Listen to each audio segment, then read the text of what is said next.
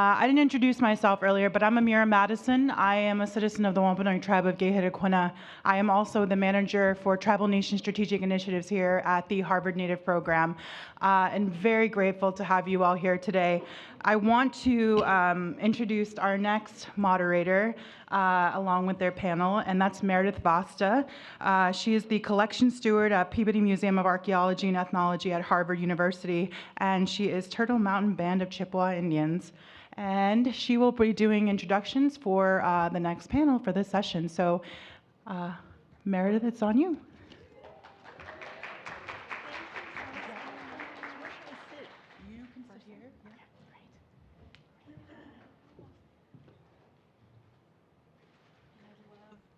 And I'd love to invite the panel up and join me, please. Thank you so much.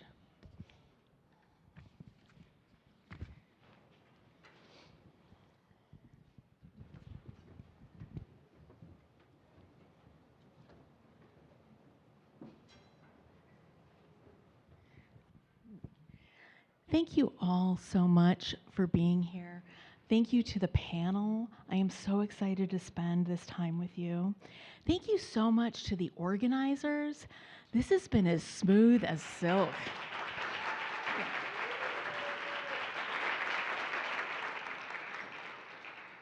But also, thank you so much to the audience participants. Your energy is awesome. I have been floating on air since last night. It's been amazing. Thank you all so much for being here. We really appreciate your energy. Thank you.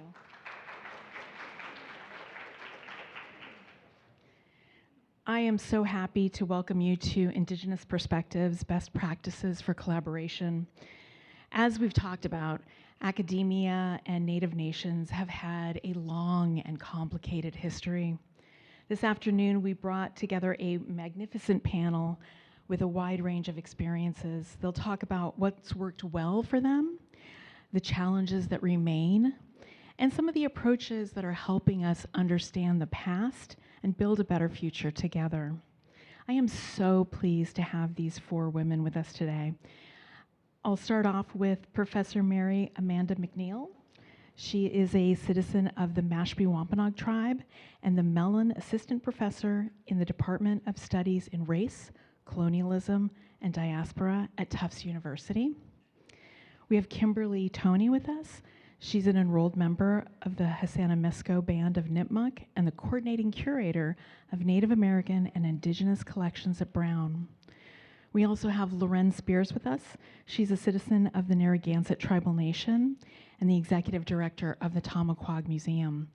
If you haven't been there already, you absolutely should go. They have a new exhibit opening up, so I hope you talk about that, Loren. And we have wonderful Paula Peters with us, who we'll call Princess Paula right now, because she is absolute royalty.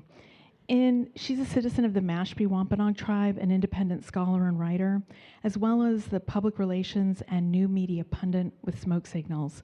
If you're not familiar with Smoke Signals, it's a wonderful, multifaceted Native company specializing in storytelling. And whether it's exhibits or video or public art, there's so many ways Indigenous people tell our stories, and they're always excited to help you with that. And we'll be hearing more about that. Our panel's going to be exploring this topic till about 2:55, and we want to make sure to leave time for your amazing questions. They've all been so interesting and so thoughtful, so I'm really excited to hear what you have to ask about. But let's just get started with some questions, because I'm so interested to hear about your experiences. First, as this symposium takes King Phillip's War or Metacom's rebellion as an important historical reference point, I am so interested to hear how the history of your tribal nations inform your relationships with universities or other academic partnerships that you've had. Who would like to start with that? Loren? So I don't know if I meant to go first, but I'll go first. One of the things I think about, so we have a lot of academic partnerships, and when I say that, I'm going to speak just with my hat of Tamaquag Museum. But but it kind of overlaps and intersects with the fact that I'm a tribal citizen. And so one of the biggest projects is with the University of Rhode Island that I think directly connects to our tribe as well. So I served on and continue to serve on the Native American Advisory Council at the university. And am an alum of the university, was the NASO president, Native American Student Organization president way back when, all of those kinds of things. But over all that time, our community kept saying, why can't we go to school for free? It's our land and they stole it. And so it was a big deal to get the university to acknowledge that it's stolen land. By the way, stolen by double stealing, because they stole, I believe it was the Kaw Nation in Kansas first, to get the money to steal it from us second. So it's a double whammy there. And so I think like our relationships are fraught. There's a lot of difficulty with these different institutions, but at the same time, we're pushing forward in ways that are benefiting Native communities. So through that Native American Advisory Committee, we really pressed for about 5 years, insistent, sending letter after letter after letter to the president, which was President Dooley at the time. And I have to give President Palange credit because President Dooley did it as his signatory as he's walking out the door, and which was great because we needed someone to take the risk and do it. But it was also really great that the incoming president upheld it and has continued to build relationship with the tribe, with the TIPO, with the community at large. And I think we might be 4 or 5 years in now of full scholarships for Narragansett students on the land grant institution. So.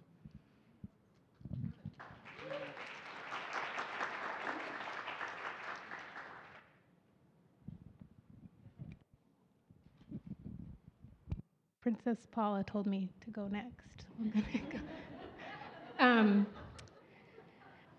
Yeah, I guess when I was thinking about how I might answer this question, I guess when I go to work at Brown, I think a lot about who I'm accountable to in those spaces, right? And I'm someone who's really interested in like the, I guess, early contact period between colonizers and Nipmuc people specifically. But I always am also thinking about the sort of richness and diversity and complexity in terms of like kinship connections and language connections that were happening before colonizers came here, and the ways that academic institutions have still try to flatten that through the logics that are imposed in the library spaces that I work in, through the documents themselves that sort of invisibilize or continue to silence the experiences of Native people read on the page. So I feel like in a lot of ways it's my responsibility to move through those spaces in a way that tries to sort of uncover that experience, or call those experiences and those people sort of back into very sharp focus, moving outside of those logics or the sort of dominant culture's insistence on flattening literally and figuratively Indigenous experiences. It feels like a weighty responsibility some days, but other days it can be really joyful.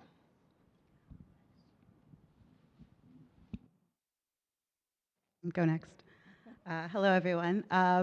So I think I'm going to start by kind of situating myself as someone who has or wears multiple hats. I'm Mashpee Wampanoag, and my relatives are also on the island. My mother was raised by relatives on Martha's Vineyard, my grandfather was a citizen of the Wampanoag tribe of Gayhedequina. I'm a teacher. I teach at Tufts University, and I'm also the curator and collections manager at the Aquinnah Cultural Center. And I give that little brief biological blurb because I think that does shape how I think about universities.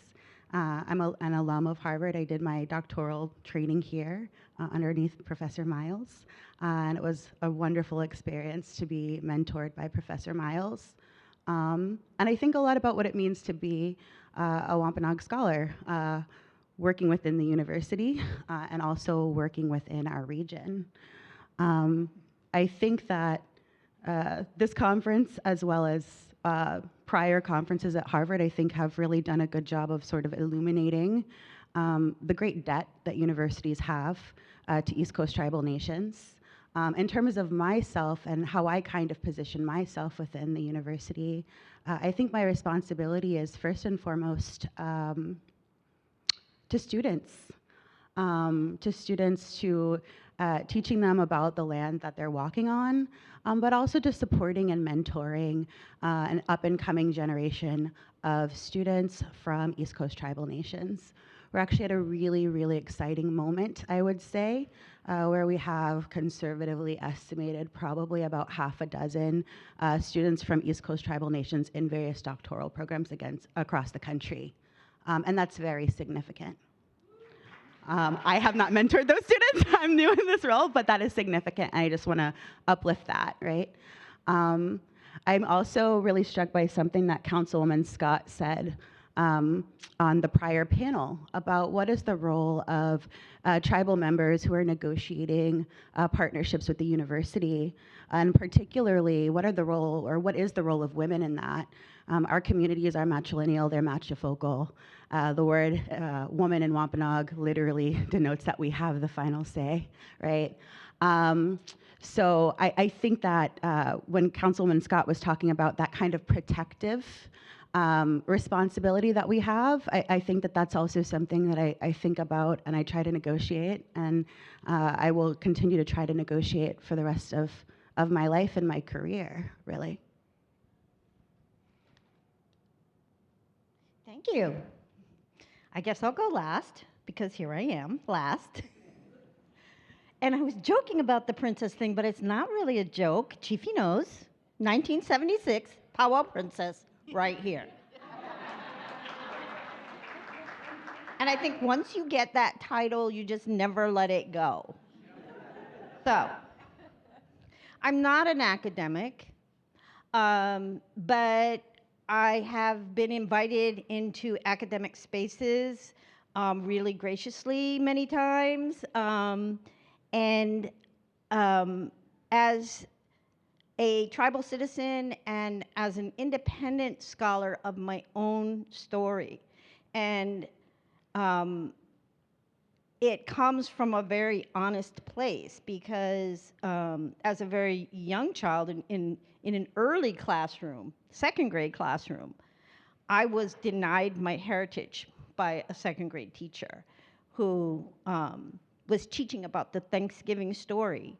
And in teaching about that story, one of the other children in the class asked, as children do, what happened to all those Indians that helped the Pilgrims? And she said, well, they all died. They had a plague, and it's very sad, and they all died.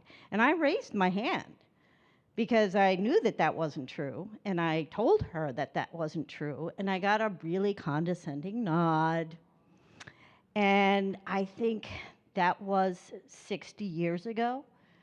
And for 60 years, I've been having to prove myself and prove that we are still here.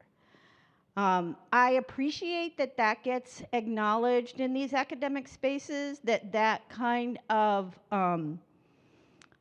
self-taught awareness, that scholarly research that we have to do about ourselves. I can't compare to what Linda has done. I mean, if you were here last night and were able to hear about what she's learned and how powerful she spoke about that, you know, that's the kind of work that we need to do as tribal citizens. And to be invited into these classrooms, like Professor Brody's classroom, I was so grateful to get to speak to your class. I've been invited at Brown to be part of Linford Fisher's research into Indigenous slavery. Being invited into those spaces is really important for us because we lend a perspective, obviously, we lend a perspective that wouldn't be there otherwise. And to be able to be there and to be relevant and be able to pass that on to another audience, whether it's educators or students, is really important for us. You are all amazing women, and if you were here last night, I'm so thankful for people like Linda, who, whether you wanted to or not, you're history educators every single day, and it's exhausting, I'm sure, because you're wanting to work on other things perhaps or have other conversations, but it always end up talking about history first so people understand. I really did appreciate a lot of what Councillor Scott and Ms. Sebastian were talking about with partnerships, and it really dovetails so nicely in with our conversation. I really liked this idea that partnerships are not equal, and that was a really powerful statement. And I also really appreciated that allies should not necessarily be self-identified. I thought that was really powerful. When we talk about collaborations and partnerships, good relationships are so critical to any project. And I would love to hear how you would describe building respectful relationships. How has that happened for you? And were there critical activities or moments in your experiences with relationship building that were impactful and important?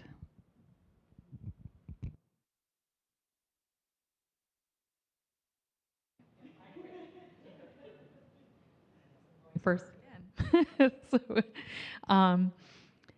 The thing that I think about, and I think it was stated really well earlier, is this idea of the relationship having reciprocity, and that equality doesn't mean equal when you come to the table. I agree with the panel before that tribal nations should have the authority, and it's really important for them to do that. But I want to sort of scaffold a little bit into the relationship building that's really tricky. So at Tamaquag Museum, we do a lot of partnerships, a lot of institutional partnerships. And at first, we would have these meetings. You'd go to the meeting, everyone would say what they were going to say. We'd leave the meeting, and we thought everybody was talking the same talk. And what we found is they weren't. And so we really worked hard on putting things in writing, not necessarily in writing like a lawyer's writing, but just something that says, hey, we're going to do this, you're going to do that.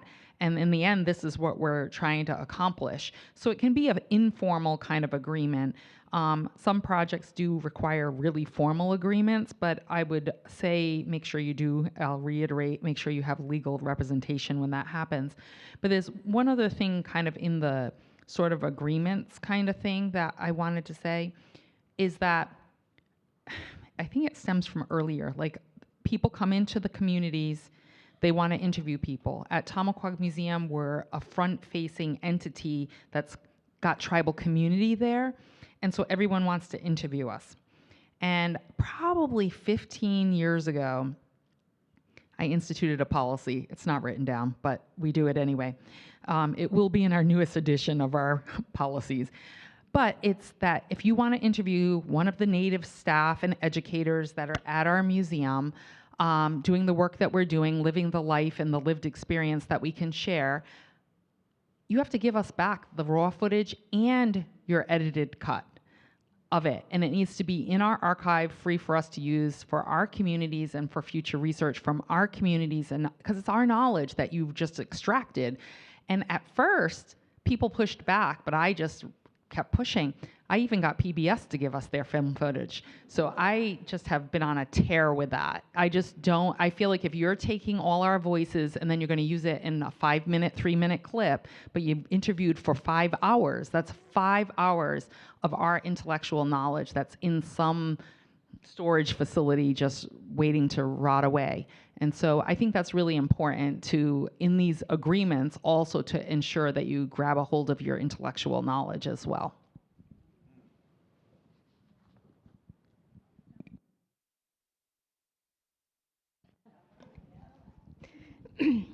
I think when I think about relationship building or best practices, for someone who has worked at independent research libraries now at a university, special collections and archives space, I've learned not to like expect the institution to do good relationship building on my behalf.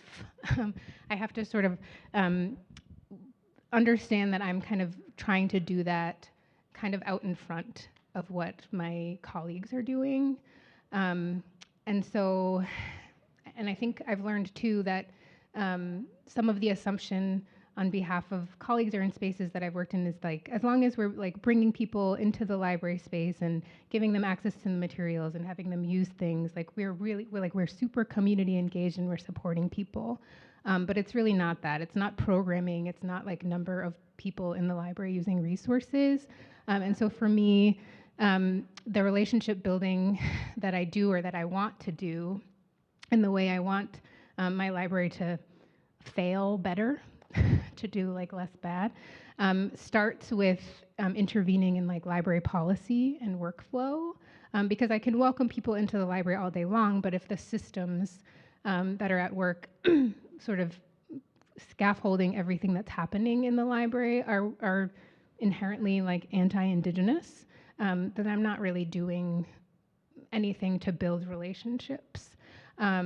So I guess that kind of work that Loren is talking about in terms of like making sure that when you're collaborating or forging partnerships with people, that there's an understanding that any documentation you create, recordings you make, you need to like return to or provide copies of, in some cases, deaccession and return those materials. So I've worked in the library to intervene with the collecting policy, the deaccessions policy, the deed of gift, the deed of purchase, all of these things to sort of make sure that we're adding in new points, like checkpoints along the way, so that we're not building a collection that continues to extract, that there's actually an expectation beyond me as an individual that people, anyone employed in that library will adhere to a particular standard that's mandated in the documents themselves. So talking about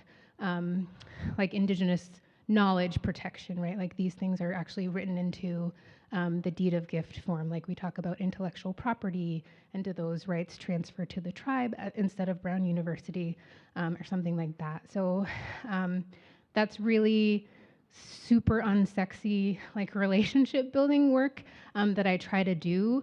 But it has been, and it's all sort of done on a learning curve, and it has been kind of a give and take in the ways that I've earnestly tried to begin sort of partnerships or ask people to come visit me at the library to talk about materials and to think through different projects we can do. And then I bump up against policy.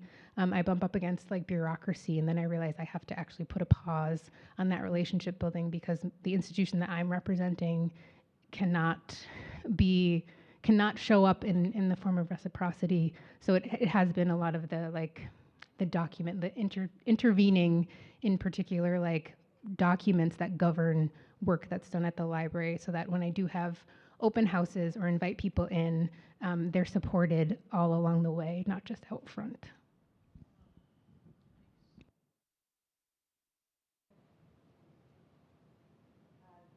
Hello? Okay, sorry. I think this is a really good question. And as Kim and Loren were talking, I'm kind of struck by what a gift it has been for, the 4 years since I finished my doctoral work to be able to be involved in varying projects where, I'm in community with the women on the stage. And I think that is one, I say that to say, I think that is one way that the university can ensure that partnerships are mutually advantageous. It is really, really key and critical, and this is something that folks on previous panels mentioned, that there are folks within university settings who are citizens of the tribal nations on which universities sit upon. It completely changes the terms of engagement. It completely changes the level of comfort, and it's very, very key. I think about last year, Kim sponsored a really wonderful visit with some folks down to Brown Libraries to look at some materials. And I was really struck by that experience because these were particular documents that I was not aware that were held by Brown. I'm not sure if other people who went on that visit were. It was quiet, it was thoughtful, and it was really, I think, kind of driven by no ultimate objective, but just this is the right thing to do, to connect community with particular documents that I just found, and I think you all might be interested in looking too.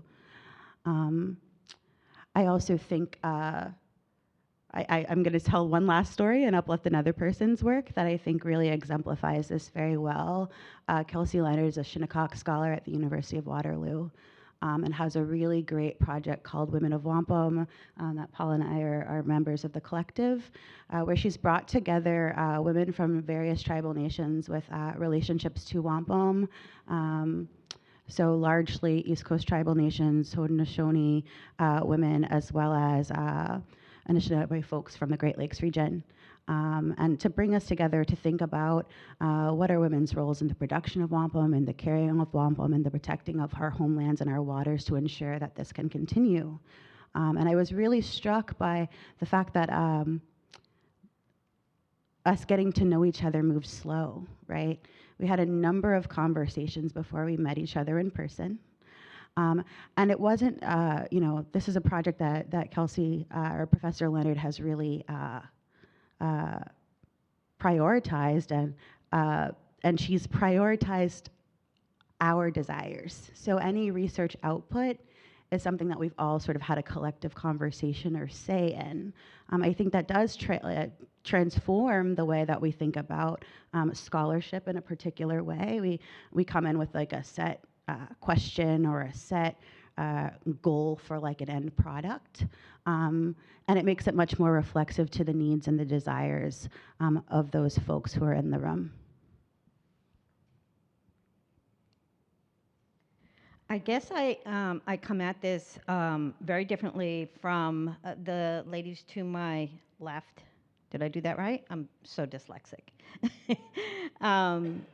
I come at this as a writer and still have that journalistic hat on. I spent a number of years working in journalism, working for newspapers, and having to interact with people in academia, just for me, extracting knowledge from them, and in order to get my story. And I've also been compiling my own body of work that answers that teacher in the second grade. I'm all the time thinking about what she said to me and how can I make that different? How can I be still here despite what she thought of me? And so when we talk about building relationships, I have had a lot of really excellent experiences building relationships with professors, not the administration of schools. I think that you guys are talking a lot about, dealing with these policies and the administration. My experiences have been with people like Ann Brody, who I've been able to interact with her class, and what makes that successful is that she treats me with such respect for what I know. She doesn't put a label on me. I'm not a professor. I'm not really a princess. I'm someone with some valuable knowledge to share. I had another experience at Brown with Linford Fisher, who I've now known for quite a long time. When I first started doing some research into our Bermuda relatives and trying to make stronger connections historically about how can we show that connection is legitimate, because there's so many people that, because you don't have those kind of archival records, we don't have, what do they call them, shipping logs that say, well, you know, these manifests, thank you for that good word, manifests that say that these slaves were delivered to Bermuda after the King Phillip's War or after the Pequot War, but we know that they were. And for these people to understand that and believe in what we're saying. I was telling my cousin Michelle earlier today, we went to one of the first reconnections with the people in Bermuda who are descendants of our relatives that were left there 350 years ago. And when we were there, we felt that connection. We didn't need a manifest. We didn't need birth certificates or marriage certificates or all of those documentations to tell us that these are our relatives. These are our cousins 350 years removed. So having people understand that is important to us. That is part of that. I think earlier today, someone was talking about how we just have this spiritual sense of things, and our connection to the land, our connection to the land and our connection to the people are one and the same, because we're all familial. And having someone in a scholarly position, I see a lot of you out there with glasses and sitting up tall, and you know, you've got many degrees and many, you know, letters after your name. Having you understand that and believe in it is as important to us as all those letters and all those degrees.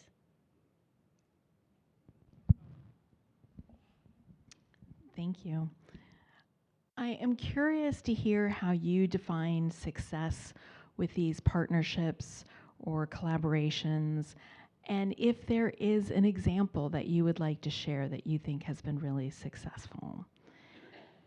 It would be nice, actually, we were talking a little bit at lunch, Loren, about the work that you're doing with smoke signals, and I, as an advisory member at Tamaquag, I got to experience that, and how that has just been a really wonderful, productive, positive working relationship. If you wanted to speak to that as one of your examples or not. Certainly. I'll always say something good about smoke signals. They're fabulous.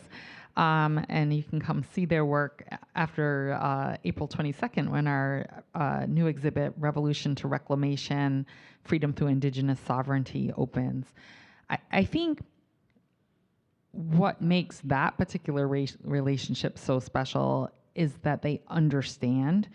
A lot of times when you're doing exhibit design, if you're just using a amazing exhibit design firm, they might know how to make exhibits, but they don't understand this history that we've been talking about for the last 2 days.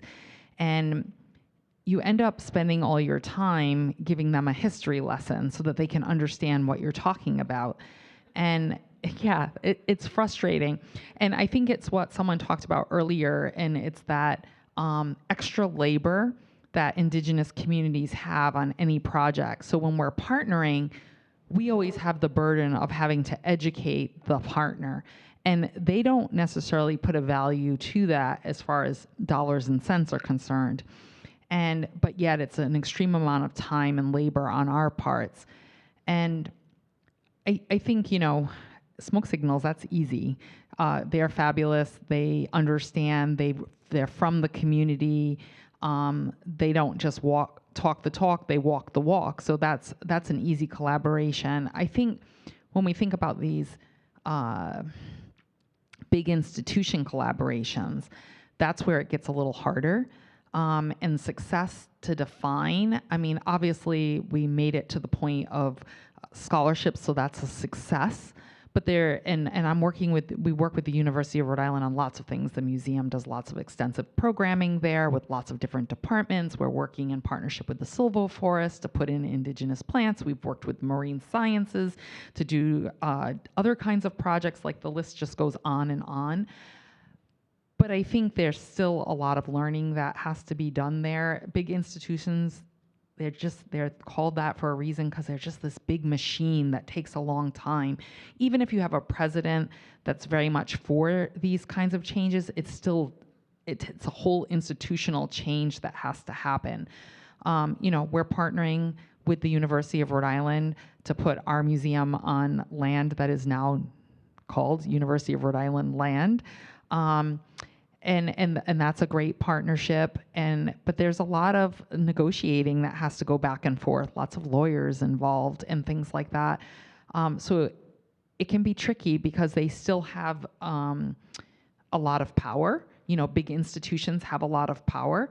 And as a small organization, you have to be really careful that you're not swept up into the power and squashed. And that your voice is not heard. And so that's something that we work really hard on. I did want to mirror one other thing before I hand this off. I was thinking about stolen relations, which Paula mentioned, which I've also been part of. And I have to say, like Linford's project, he'll even say, we've been on panels with him, how when he started out, he was a professor with a question and an idea and a project he was thinking about doing. And it did take him a beat or two to realize he needed to invite in the Native community. And he did a really good job of inviting lots of people from the surrounding areas, different Native tribal communities, to have voice in that and representation. But he listened even more, and I'm using him as an example as someone who's doing something well, because not only did he bring us to the table, he let us guide the ship. Because we really changed that project.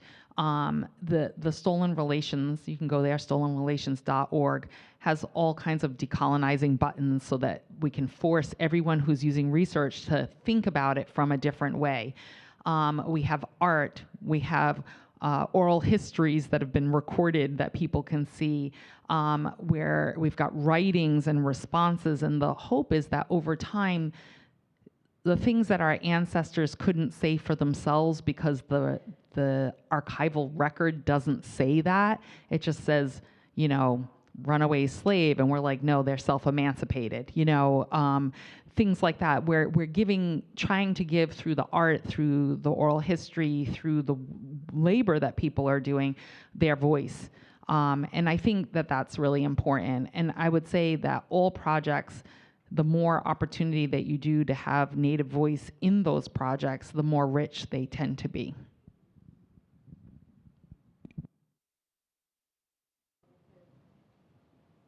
Okay, I'll follow up on that.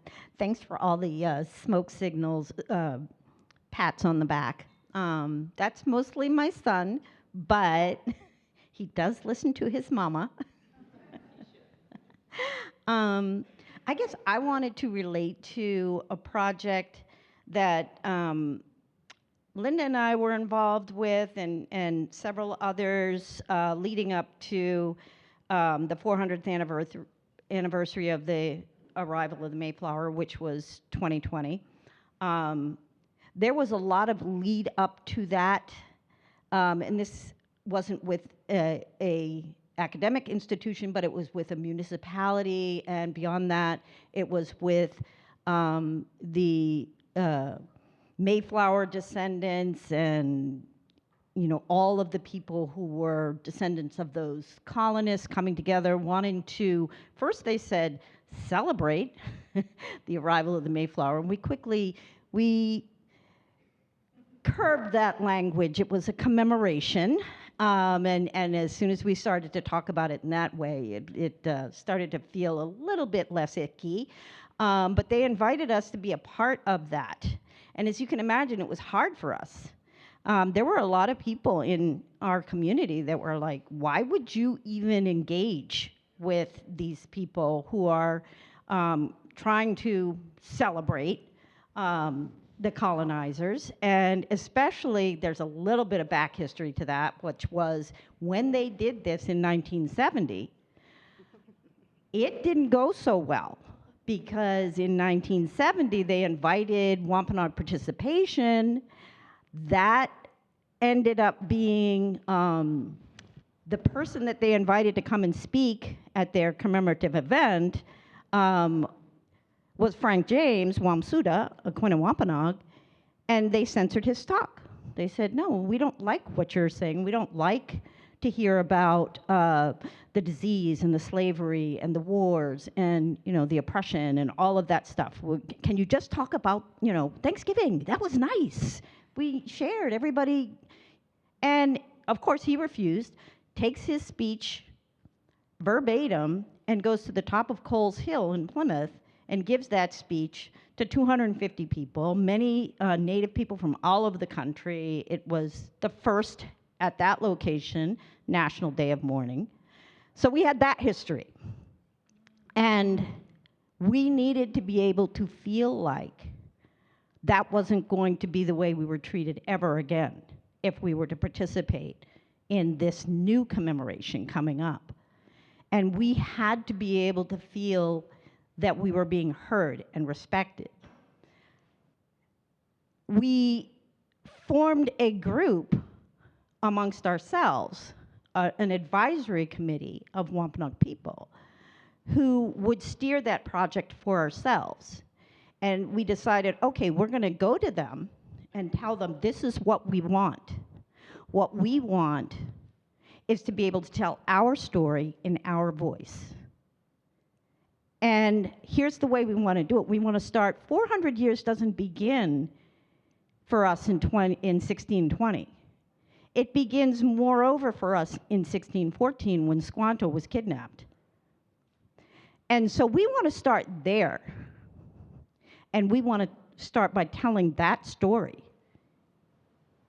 And I just assumed when I went into that meeting to tell them that that's the way we were going to do things, that they would say, oh no.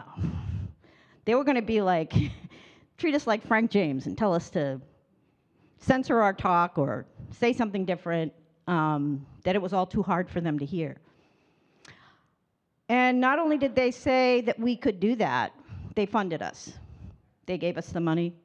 And the very first exhibit that was displayed on the commemoration of the 400th anniversary of the Mayflower was in 2014, and it was called Captured 1614. And it includes the stories of the people who were left behind. It included the stories of the people who were stolen. And it was so impactful that once it was put up, it originally was put up in the town of Plymouth Public Library.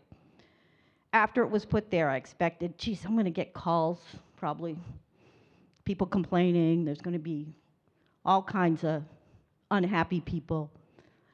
But the very next day, I went to the library to find out how it had been received. And the librarian said, this has been the most impactful thing we've had here. You need to go over and see. We had to move chairs in front of the exhibit because it was a bunch of vignettes, small short videos of people giving impact statements.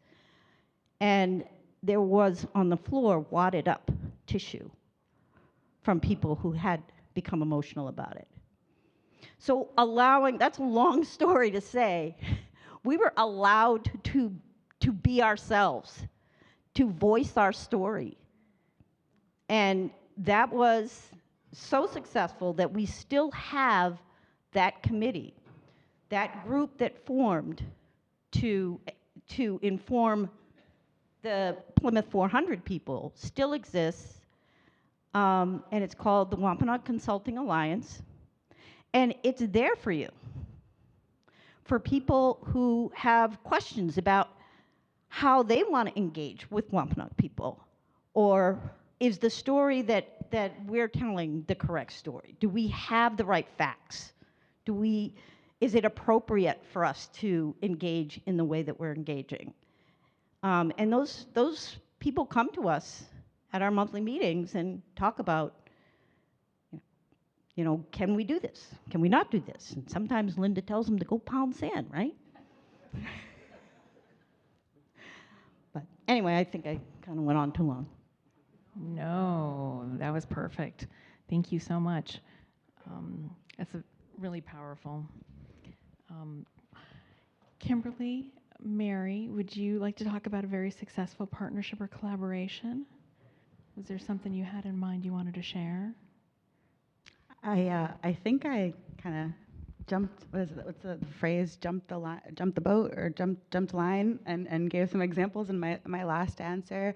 I think, success is such a weird word because like, what are we actually kind of benchmarking here? Right? Are we benchmarking like the successful production of a deliverable? Are we like thinking of success as beginning to work towards repair? What is success, right?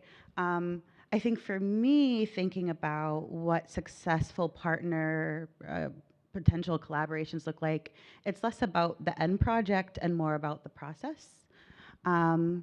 Something that I think about, and I am, very, very, very new and great in my career, but what is work that is potentially politically useful to tribal nations, and having that really be the thing that drives or guides the ship. I think as someone who is fortunate to be working close to home, oftentimes working at home, whose research interests and questions have really been driven by the stories that were shared by my family to me about what it meant growing up on the island at a particular time. We have to keep that at the forefront, and we have to keep those, not just the sort of stories that are told that are driving our research questions, but also like the particular needs. So I think for me, success is more about developing a process, and that's really, I would say really listening and paying attention to what it is that folks need, what it is that folks want. That can look like doing particular research. I think there was the example about hunting and fishing rights. That's a specific identified need. That can look like capacity building, which I think was something that was also highlighted on the first panel of today. But really kind of letting that guide the process. That's what success looks like to me. Yeah, I guess want to echo exactly what Mary just said, and I appreciate also the framing. I guess you kind of gave me the language to be able to talk about process, because I was thinking, wow, the bar is really low at the library if I'm trying to measure success. And I'm also working in a space where like deliverables are really valued and important, and I've like very intentionally tried to move away from thinking about deliverables or what thing at the end of the day is like, I don't know, supporting the mission of the John Carter Brown Library. Like that's not really where I want to be when I'm trying to do community engagement. So success is an interesting word. But if I think about process, I also want to go back to something Mary was saying about students and kind of being an advocate for students that I work with or who come through on class visits for research instruction or to just sort of move through the collection with me. And if I can do my job in collection development spaces where I am inviting a class of students in our Native Studies concentration in, and they see themselves reflected in the materials that I've like duly acquired that I'm able to sort of show them and talk to them about, because I work across 2 libraries, and the university Special Collections and Archives is not particularly strong in Native and Indigenous materials, so I've had to do some work to try to grow the collection there, and sometimes it's really hard for me to find things to support student research interests in that library. But when I've acquired new things and I have an opportunity to bring students in and they're really excited to see like Indigenous Colombian history reflected in the collection or Chamorro history reflected in the collection, that feels like one moment to feel successful, but I know that it's all part of a longer process that I'm working through, and I don't think I've made it to like the end or some end deliverable. I feel like I've done the work. It's always continuing on, and like, what more can I bring into this space to support students and the way they see themselves reflected. And then also the 2 libraries on Brown's campus that I work across are the only 2 on campus that are free and open to the public. So again, I also feel called to make sure that members of the public who use that library, who are from my community or like sister tribal communities, also see themselves reflected there, because that library is also for them, in addition to being for like Brown University community folks. But the successes feel small sometimes. I think if people want to like continue having meetings with me at the library for the community engaged projects that we're doing, that feels like a success too. Thank you all so much. I just want to recap and make sure that I'm thinking about this clearly. When we talk about best practices, I think listening to other panels and listening to you, I think things that keep coming up over and over again is these need to be projects, collaborations, partnerships that benefit the tribe, the tribal nation, the community. That is so important, is really forefronting how is the community going to benefit from this? Is this something they need or want? Also, really understanding the history and listening to our tribal nation partners is so important. When they are sharing history that is impacting this work, it's so important to really focus on that and not just think of it as interesting storytelling, but critical to the work that we're going to be doing. And I love that it's so important for tribes to guide the process, and that non-tribal partners or other partners need to be able to be flexible and pivot when they come in with what they think is a brilliant idea. You know, it's so important to be open and amenable to changing that. I loved your example, Paula, of no, we're not going to start in 1620. We're going to start in 1614. And that's such a great example. I really appreciated that taking time. Sometimes it takes a long time, both, as you mentioned, on the university front, to get these huge universities to pivot or change, but also for tribal nation communities, for it to go through the process with community members. And I loved what you were talking about with impacting the audience, like thinking about the audience, thinking about that example, Paula, of tissues on the floor, that library, those library patrons were so impacted by your work, and the students are so impacted by your work at the universities. What have we not talked about with best practices, of what you also would call a best practice or advice that you'd have for folks approaching this work? What haven't we talked about? I just want to add something that we haven't talked about, but I remember there was a time at Harvard when there was a program for young people, for our students. I think they were young teenagers. What were they, between 12 and 15 years old, that came every summer and spent a week at the Harvard Medical School. And they had a program where they introduced these kids to living in a dorm, and they introduced them to what it would be like to be in a classroom and learning about, biology. Yeah, earth and neuroscience. Yes, they're all brain surgeons now, aren't they, Tobias? Can you do that again?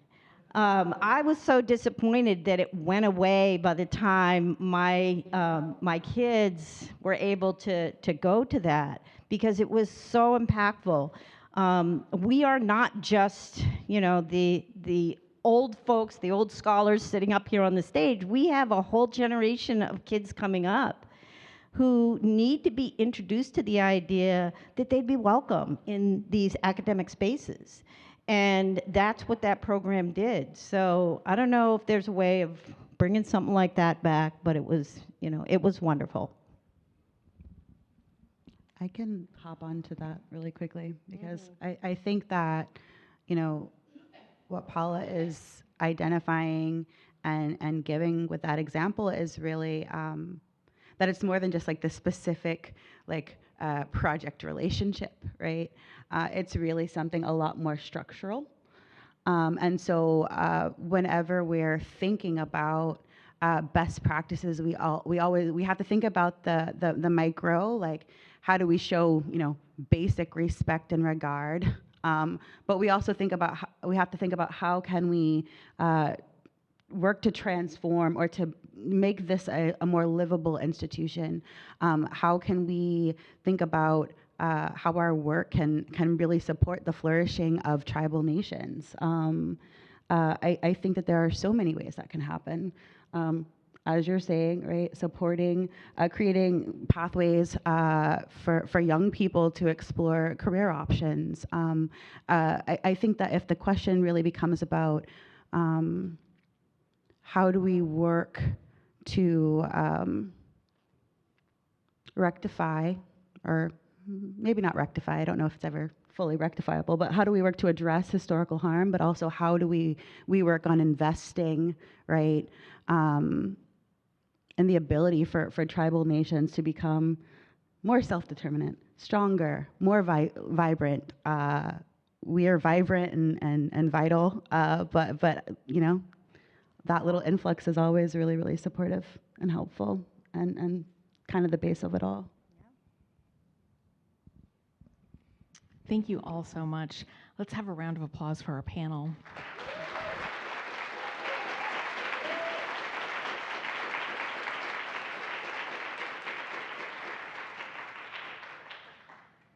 We have a number of really fantastic questions.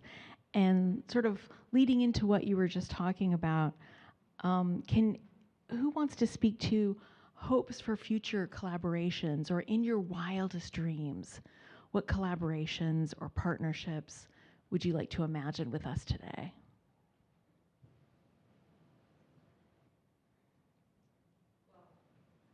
Well, I've been talking with a colleague that works at Roger Williams University, and so we are dreaming up a project where we'll go to England and follow in the footsteps of one of my ancestors. I'm not going to give you away who I'm thinking of, but I think that's like an opportunity, and how that's reciprocal is, I do a lot of things, but I'm not an academic researcher, so I don't know how to navigate Great Britain where I've never been. I don't know how to navigate all those archives. So that's can become a really good reciprocal relationship where someone who does that kind of work on a regular can take me, and I already know my mother wants to go, and several others that can kind of experience that, because one, that's a life-changing thing to walk in the footsteps of your ancestors. It kind of gives me chills just even thinking the thought of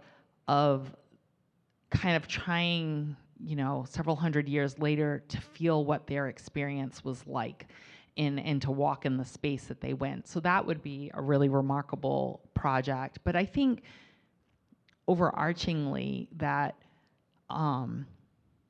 every project that we can dream up, it still comes down to building that relationship so that you can trust, that we can trust like that the project that I thought of in my head, if I'm working with an academic partner, that it doesn't just become their project because they have the research skills at a level that maybe I don't have or experience doing that just becomes. So I think what Michelle, the councilwoman from Mashantucket, Scott, there we go, I couldn't think of her last name, what she was saying about the rights of being on the final thing, right? Whether it's the exhibit or the book or the film or something, because a lot of times these are our ideas and a lot of labor from our communities, but then it gets usurped.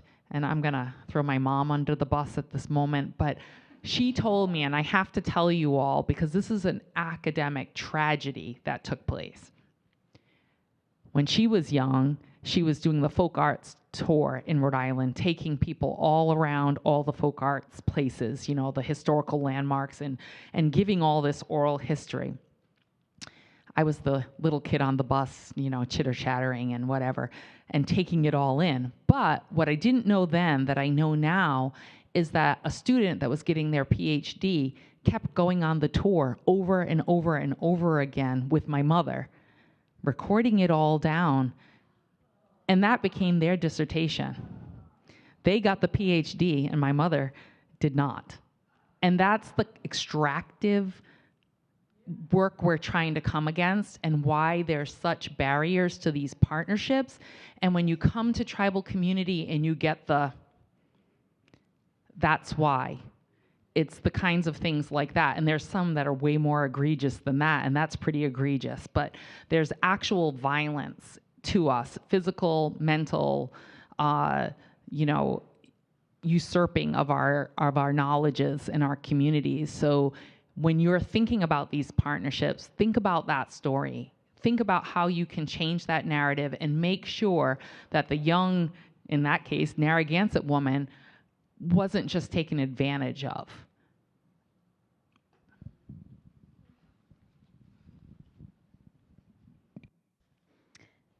Would you like to speak to that, Mary?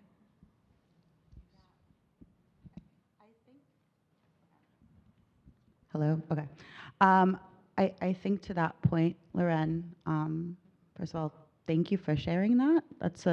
And thank you to your mother for the story as well. That's like a very vulnerable and hard thing, and it's something that we hear a lot in our communities. And I think in my dream of dreams, because that's like, you know, what is it? Shooting for the stars, right? Is creating we can tell our own stories, right? And we've been telling our own stories. They may not be recognized as such, but I think my most ideal kind of pathway or collaboration is actually just creating a pipeline, right? As academics within institutions, we teach, we mentor. That is like a fundamental part of our job. And one of my dreams is to see in the next 10, 15, 20 years, you know, a really, really substantial pipeline of scholars from our region who are able to negotiate institutional spaces as well as be rooted in home, right? That I think is what we should all, well, I shouldn't say we all of us within academic institutions should be aspiring for and striving for, and that's a particular responsibility that we have.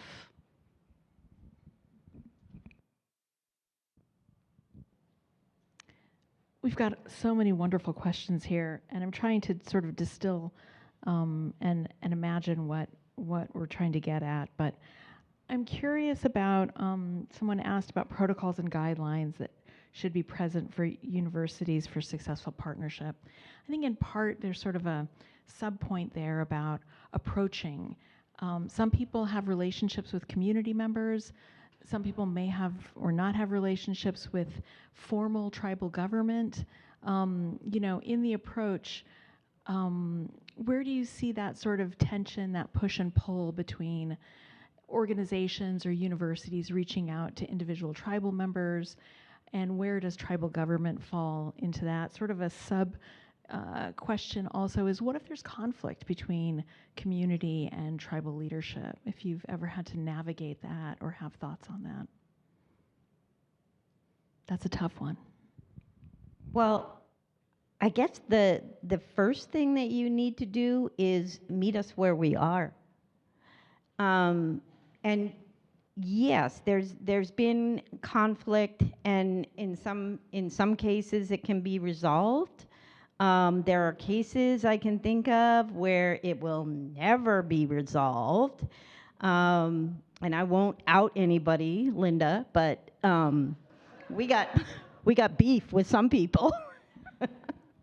But it's always been important, like the group that I was telling you about, the Wampanoag Consulting Alliance, people who come to our table, there's like almost automatically they're a step above, because they've come to us. We didn't have to go to them, and there are cases where we have had to go and straighten people out. But when people come to us and ask us in a sensible way, and express to us that they want to learn about,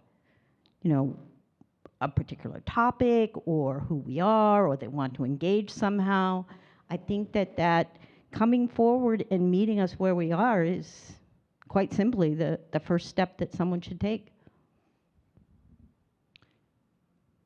So just to build on that, I think, so I represent Tamaquag Museum, which is an independent nonprofit organization. It's not a tribal museum underneath the umbrella of a tribal government. So with that being said, we are a frontward-facing organization, so everybody and their brother calls us for everything to do with the Narragansett Indian tribe, and sometimes every other tribe around us, sometimes clear across the country. And so what I usually do is go, I'm a tribal citizen. I can answer certain questions, but if it's a very governmental question, I'm going to refer you to the tribe. If it's a TIPO question, I'm going to refer you to historic preservation. If it's, XYZ, a health question that's to do, like people call us up, I want to work with your health center. Well, why are you calling the museum? Like, that's what I want to say. But I'm like, oh, well, I can give you a referral to so-and-so. And, what I think is the hard thing for people is when they don't get what they want, they try to find another way to get there. And, that's the thing that's not right. If you got to know, you got to know. And you just have to move on. And if you're trying to work with the tribe, the government, the specific programs underneath the government, then you have to build that relationship. I don't know. It feels like everybody wants a Native person on their board, and they just keep coming to the few that are at Tamaquag Museum. And we're like, we just can't be on every board known to man. And I say to them all the time, other than us, who are you in relationship with? And if they can't give me an answer, I said, then you need to go to community events that are open to the public and make relationships. And I think that's the bottom line in this. There's certain things that the tribal government, just like any other government, has to be the arbiter for. And then there's other things that you can talk to the average person, citizen about. And that's when you make a decision on what's governmental and what's, just community knowledge, as an educator or as an artist or as a culture bearer of some sort. So I think there's just importance in them to kind of, not just them, but even us, to articulate the line, because I'll often say that that's something that you have to talk to tribal government about specifically and give them the referral. Now, if tribal government doesn't want to talk to you, that's nothing I can do about that. Thank you so much. How can libraries, and I'm going to add in museums, add contemporary Native knowledge to their collections in a thoughtful, non-extractive way? Consent is really important. I talked a little bit about the policies that I've sort of engaged with at the library, but consent and protections for intellectual property are really important, so that you're having those conversations internally before not only I, as a curator for Native and Indigenous materials, but my curatorial colleagues who are working across different collection focuses have in mind things like provenance, things like I educate my colleagues on the protocols for Native American archival materials, which is now a professional standard supported by the Society of American Archivists for how people should steward and care for archival materials in libraries and archives, right? So there are professional standards and guidelines that we circulate around, so making sure that there's an internal mode for educating people around protocols at professional levels, but also forms of consent. There are different things that I collect that I make sure I reach out to individuals about, or organizations or tribal nations about. We're also developing consultation procedures to think through things that have been collected previously or across many years at the library that we now need to reach out to tribal nations about in order to figure out what the stewardship model is going forward. And then I think those conversations also help inform us when it comes to something that comes across my desk, from my computer, from a book dealer or something, and also have worked with people to think about, is there boilerplate knowledge, boilerplate language that we can put together when we see something that should not be on the market come up for sale, and like what is our responsibility for intervening with book dealers and booksellers who are perpetuating these forms of extraction.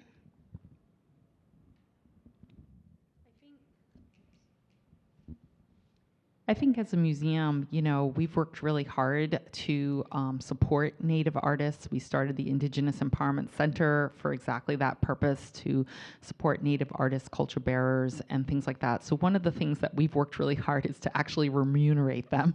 When you're small, sometimes you don't have a dollar to rub against the other, and a lot of volunteers happen along the way.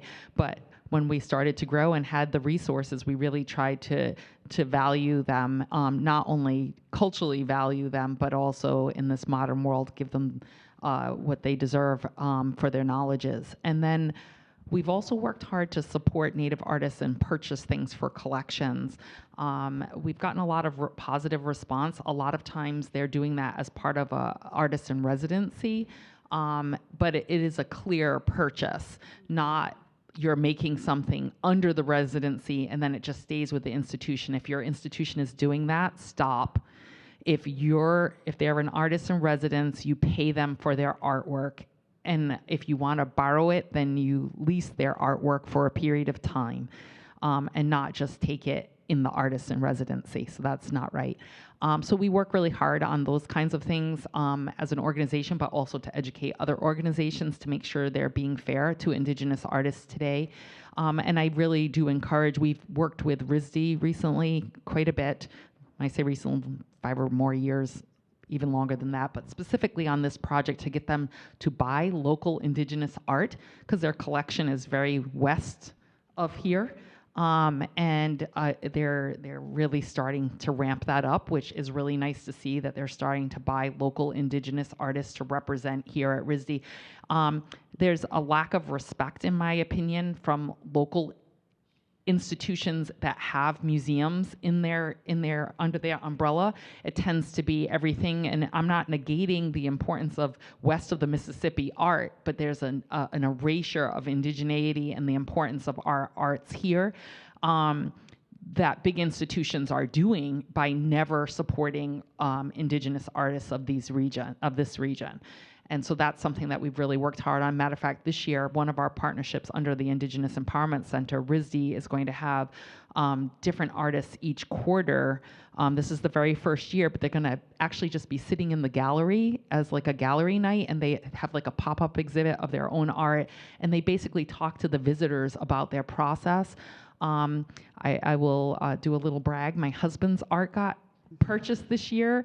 He's a very talented artist, and the thing about Native artists, a lot of times you have to go to their house to see their art.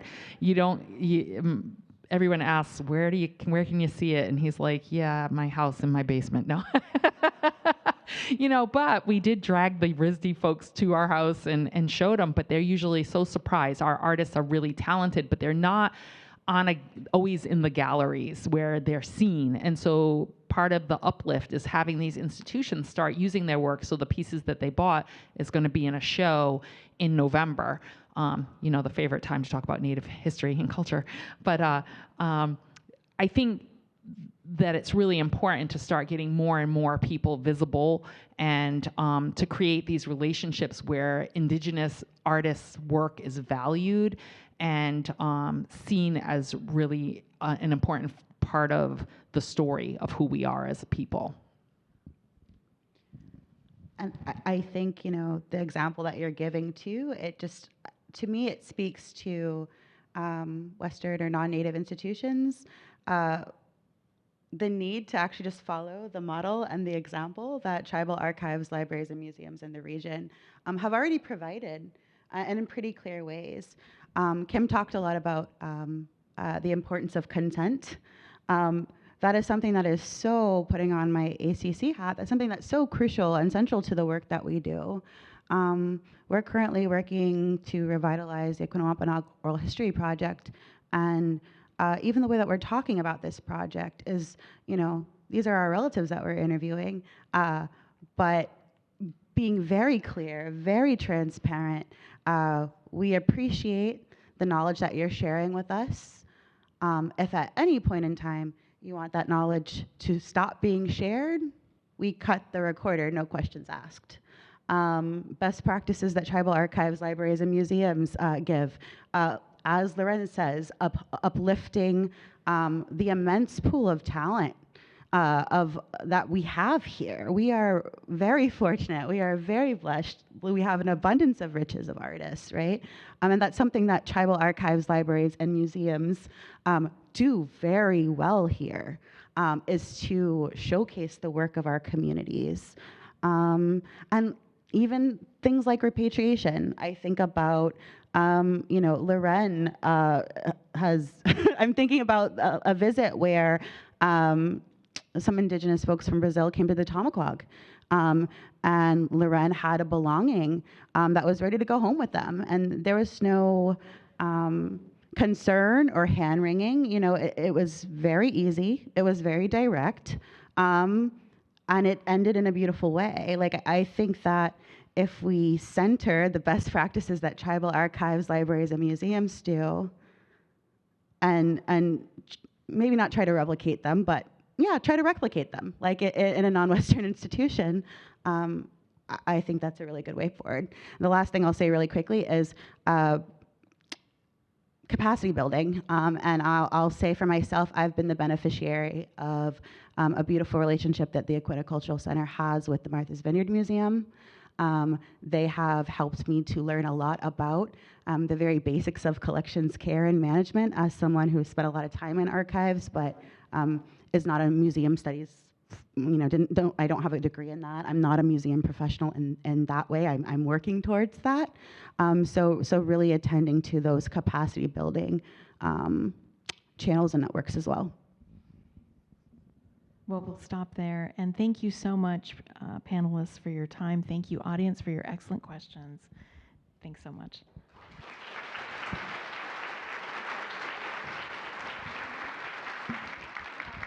Ladies.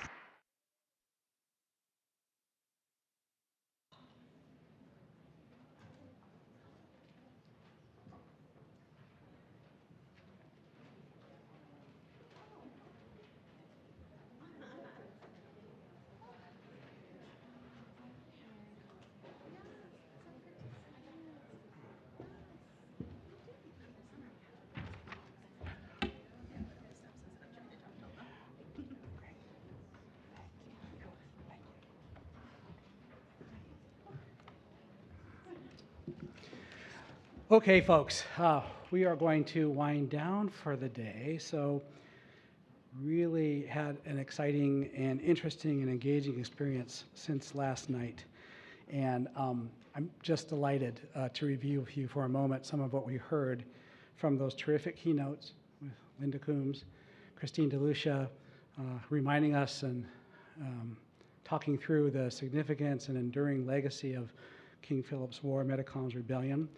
And then these amazing panels that shared with us, two great projects that show the ways that academic researchers and tribal community partners can gather and get work done together, settle on particular projects of meaning and value all around, and figure out how to partner in relational fashion to do that work together.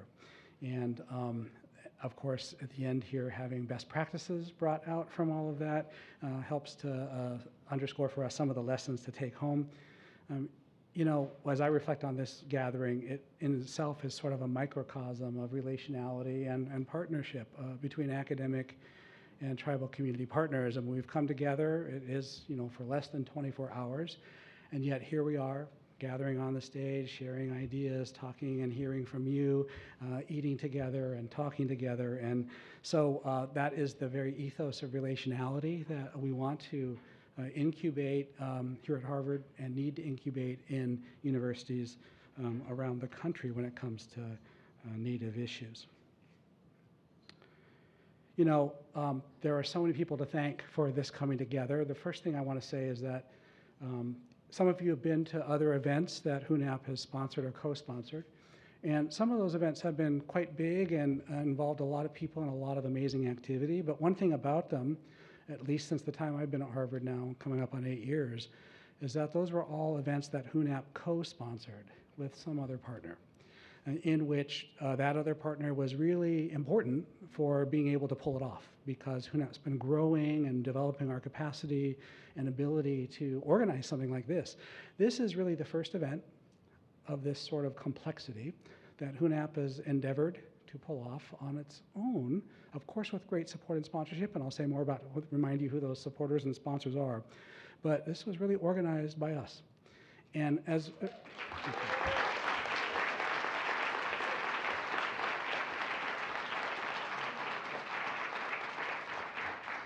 and in that sense, it's an inauguration of what we imagine for the future. We want to continue to be able to sponsor events that speak meaningfully to the issues of Indian country and that involve and engage and include tribal community partners in all that we think and do together in that regard. I want to remind you that the HUNAP staff, which has grown over these years since I've been here, undertook an awful lot of work to pull this off, and I am just delighted at how well it's gone. I want to particularly commemorate Jordan Clark, who you've seen and heard from, of course, but this was really Jordan's vision originally. Jordan was saying, we ought to have like a King Phillip's War Metacom kind of commemoration, and also something that could broaden out into these academic and tribal community partnerships. So Jordan, without your particular vision in that respect, we wouldn't be here today. Thank you so very much for that.